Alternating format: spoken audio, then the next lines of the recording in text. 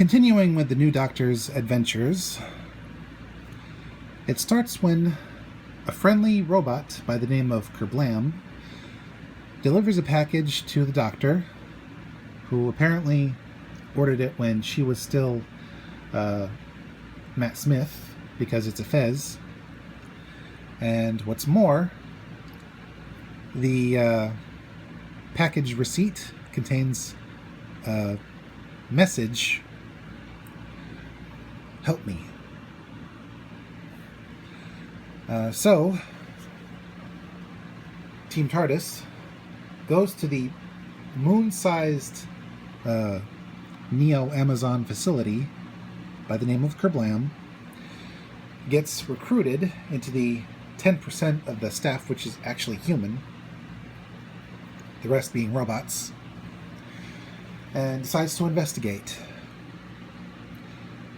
After a bit of narrowly escaping being captured by renegade robots who sound friendly but really aren't, and project a vibe of Uncanny Valley, really messed up. They eventually find out that the computer system of Kerblam itself is sapient, and it called for help because there's an anti-robot faction trying to discredit the company because it only recruits 10% of its staff as humans. That's only 10,000 people.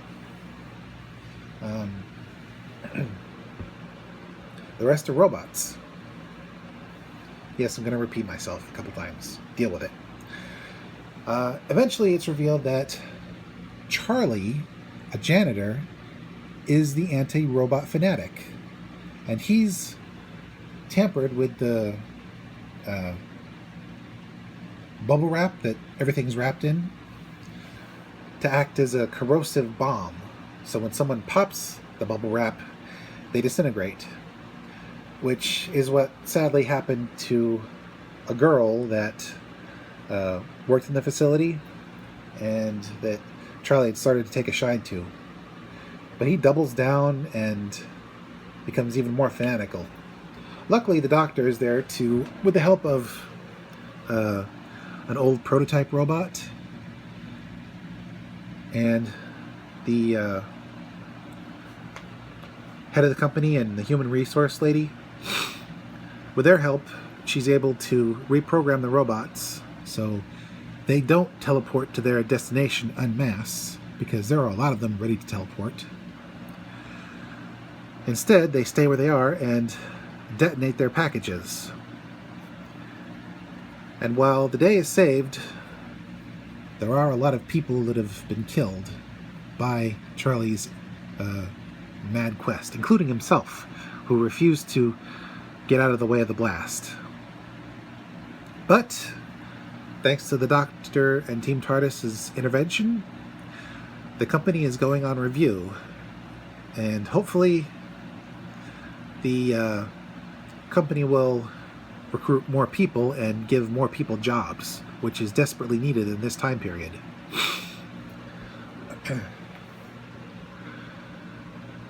On to the next adventure. The team heads to the 17th century, to a village in Britain that apparently no longer exists on the map. And it's besieged by the threat of witchcraft. The head of the village, Madame Savage, is basically witch crazy. She's dunking villagers in order to save their souls by killing their bodies. It's crazy. She even kills one of her cousins, the local apothecary, while the poor woman's granddaughter watches.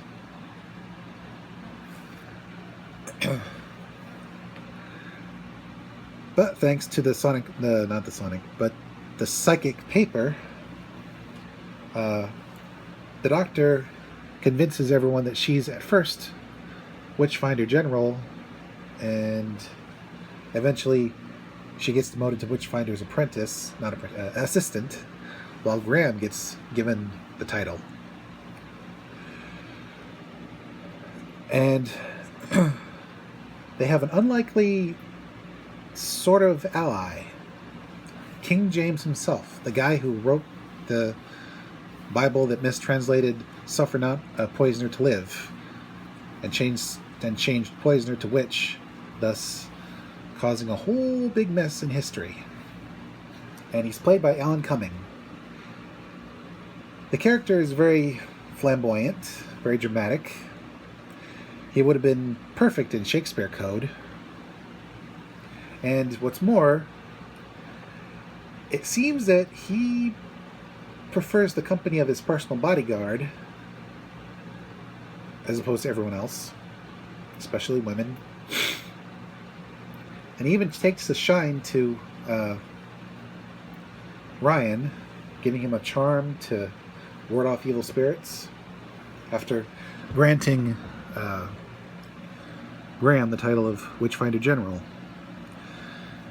Eventually, things take a turn when the Doctor gets accused of witchcraft and nearly drowned, but thanks to a quote-unquote wet night with Houdini, she holds her breath, escapes the chains, and survives the dunking.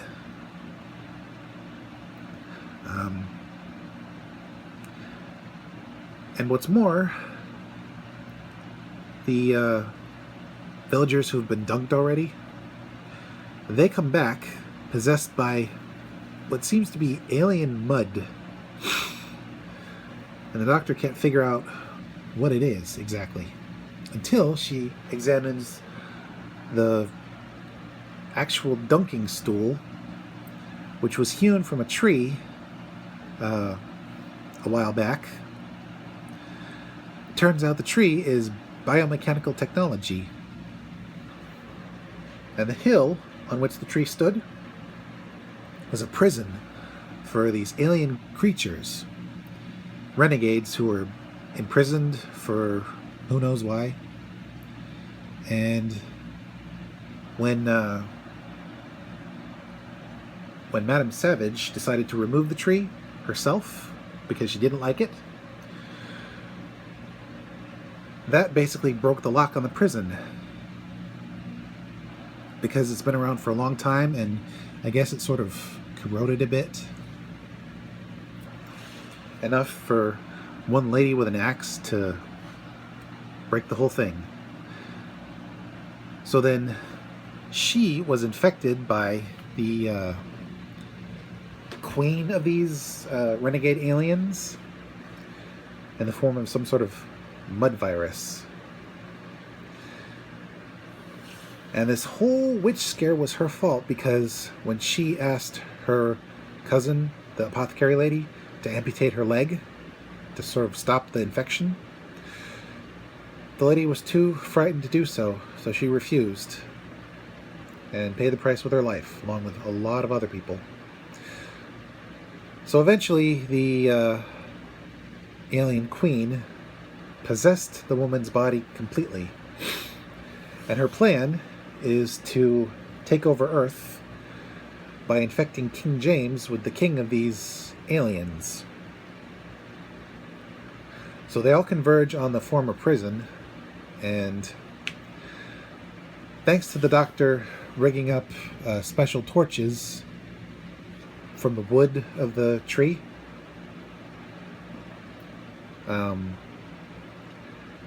they managed to free the king and fend off the aliens long enough for the Doctor to reconfigure the prison to actually work. And eventually all the aliens are pulled back into the prison so the bodies could be reburied and rest in peace. And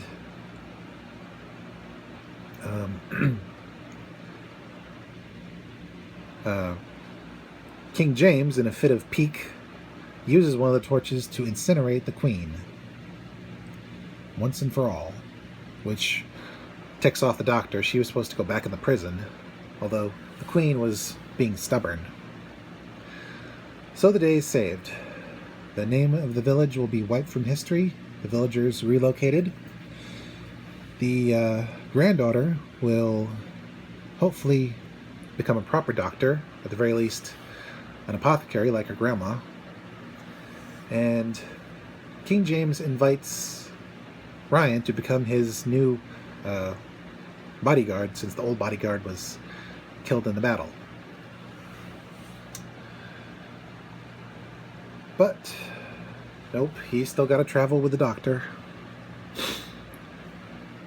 After that, they end up in 2018 in Norway.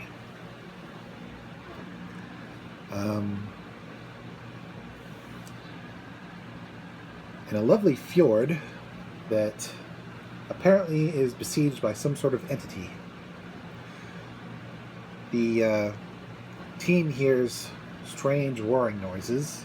They find a cabin that's been turned into a fortress, and a blind girl waiting for her father to come home, her mother having passed away not too long ago.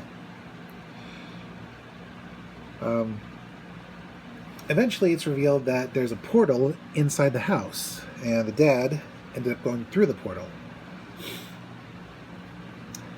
And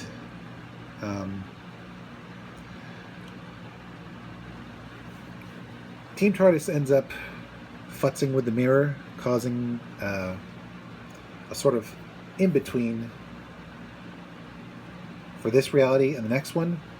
And the in-between is a cave populated by carnivorous moths and a conniving little imp who likes knives. Although he gets taken out by the moths really quick.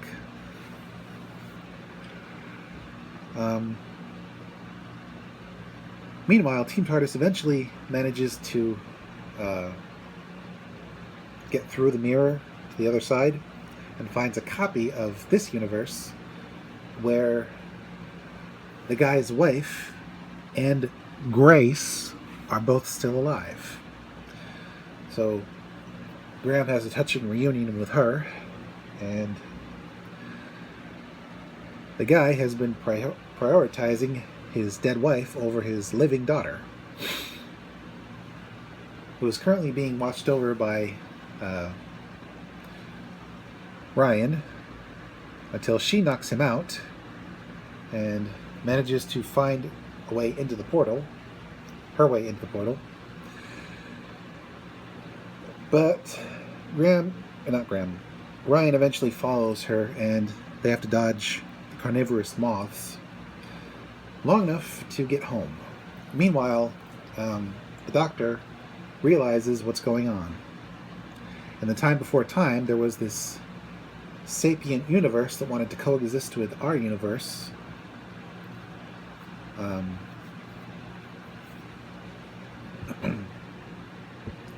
Its name is sort of sounds like Solitude, Solitorium, something like that. But it couldn't. The laws of physics just wouldn't have it. And so it was separated into its own pocket, allowing our universe to properly exist. But being sapient, it craved contact. So it found a way back in, and it crafted what the first beings who saw it potentially wanted.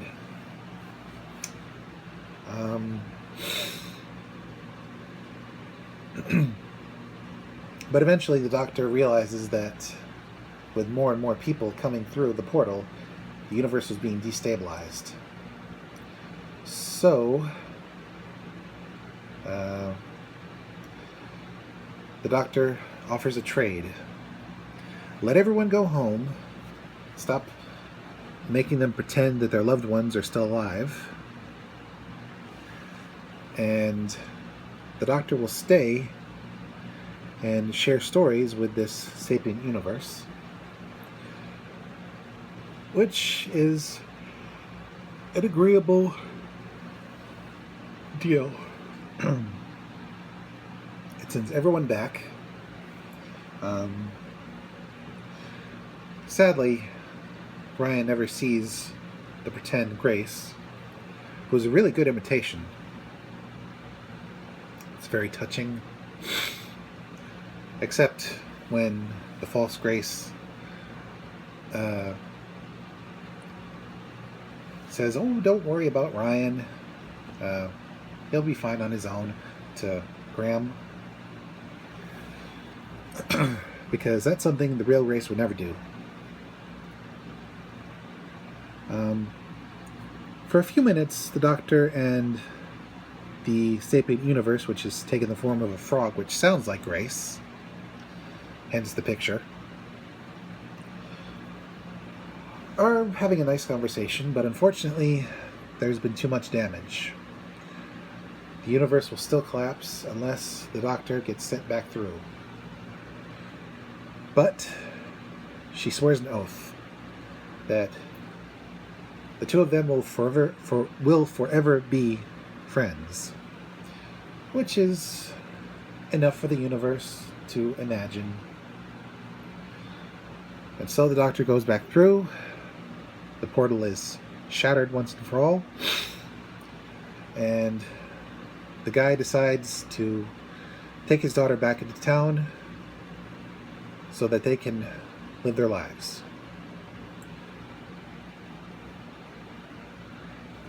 After that, Team TARDIS lands on a planet that was clearly a battlefield at some point. And they run into an old enemy. Yes, Toothface is back. He survived his last encounter with the Doctor, landing on a planet populated by just 2 people. Centuries old. They're called the Ooks. It's just 2 of them, and they constantly renew themselves, living almost as long as Time Lords. And they have the ability to telekinetically build anything they can imagine. And unfortunately, Toothface tricks them into believing he's their deity. So, with his database locked in his suit, or stored in his suit, he uses them to build up a machine that can collect whole planets for trophies, which kills the planet's populations. He's collected 5 so far, and while many have tried to stop him, the planet's brain messing up field, coupled with the technology that Toothface had built, has defeated countless armies. Luckily, one has come close, and the leader of one expedition, who's still barely alive, pitches in to help Team TARDIS. They manage to penetrate the facility, convince the Ooks couple that their deity is false, and even manage to save some hostages. Meanwhile, the technology that's keeping the planets in small stasis fields, well, it's not perfect, and the planets start restoring their mass, which will destroy the entire system if 5 planets expand in one area. So, with the help of the Ooks, the Doctor manages to send the planets back to where they're supposed to be, although no word is yet on whether or not the population survived. Maybe, maybe not. But you gotta have faith. Meanwhile, the elephant in the room is finally addressed. Graham has a vendetta against Toothface for causing the death of his wife. And Toothface is completely remorseless. even calling Graham weak for not pulling the trigger on him when he had the chance. Luckily, Ryan is there to help keep the guy at bay, and Graham eventually does pull the trigger, shooting him in the foot. And instead of killing him, which is something the Toothface would do, they do the human thing and sentence him to life in a cryo prison of his own making. One of the containers where the hostages were kept. And so the day is saved. The Oaks decide to leave the planet and go elsewhere. Maybe they'll pay a visit to Earth, who knows? And the survivors are able to leave. Team TARDIS saves the day again. And finally, New Year's 2019, they get a surprise visitor. It seems that in the Dark Ages, a massive army fought and defeated something and cut it into 3 pieces. A Norseman scattering one part of it on an island and guarding it. A woman moving to Siberia and planting and guarding a second part. And the third guy, a Briton, taking it somewhere in what would later be England. Only he gets ambushed by bandits and left for dead. The piece never being properly buried. Eventually, the town of Sheffield is built over the remains, and some archaeologists uncover the poor guy's skeleton. And thanks to some interventions by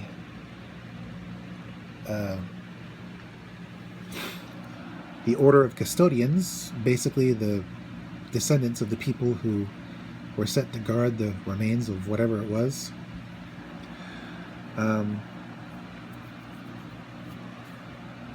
ended up funding this whole thing. Unfortunately, they didn't just find the guy's skeleton. The archaeologists find a piece of the whatever it is, and the ultraviolet sterilization light gives it new life. It seems the descendants of the guards who are still there in Siberia and the island wasted their lives for nothing, because the creature uses a teleport system built into it to pull itself back together. It takes possession of the female archaeologist and gets set to work rebuilding its body. Yes, it is a Dalek, but unlike other Daleks, this one is something called an advanced recon scout. One of the first to leave Skaro, and one of the first to set metaphorical foot on Earth. And it was defeated by an army of Dark Age Britons. I'll believe it.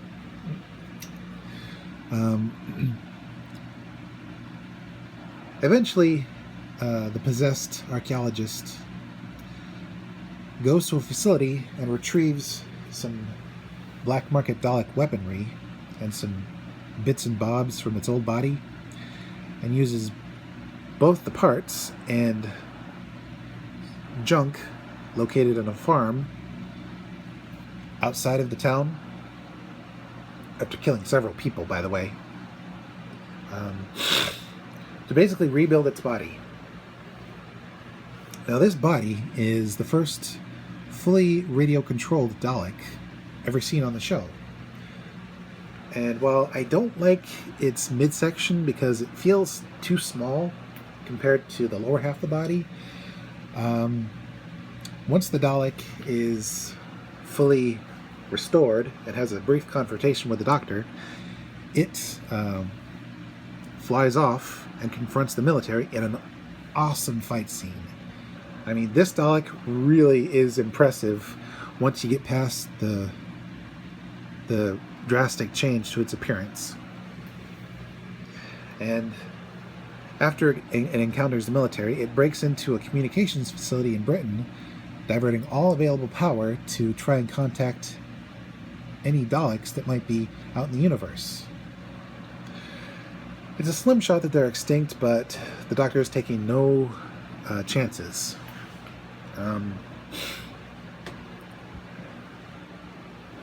And her plot with the Dalek sort of jackknifes into Ryan's plot with his estranged father, who is no longer working on an oil rig, but rather has become a salesman for fancy portable microwave ovens, which double as proper ovens, which the Doctor uses to rig up a way to destroy the Dalek. She combines her tech with a broken down oven, courtesy of Graham's estranged dad. And after distracting the Dalek,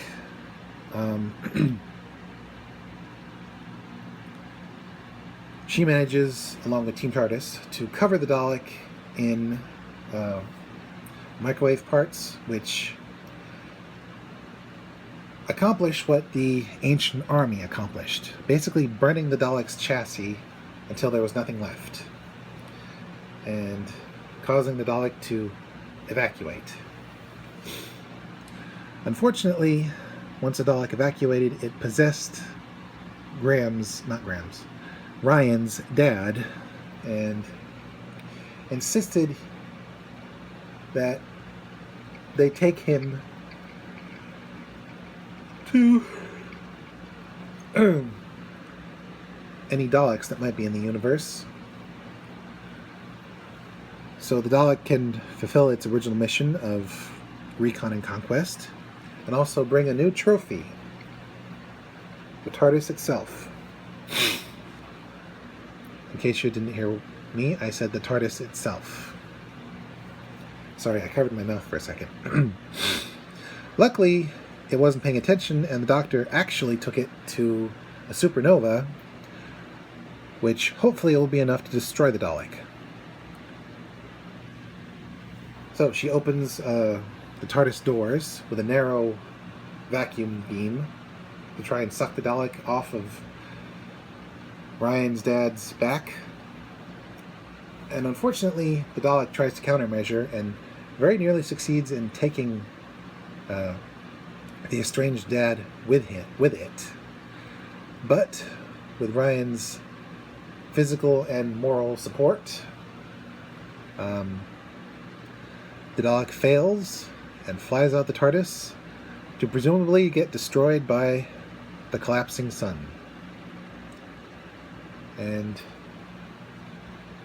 the archaeologists, who both survived and acknowledge that the male archaeologist has a thing for the female archaeologist,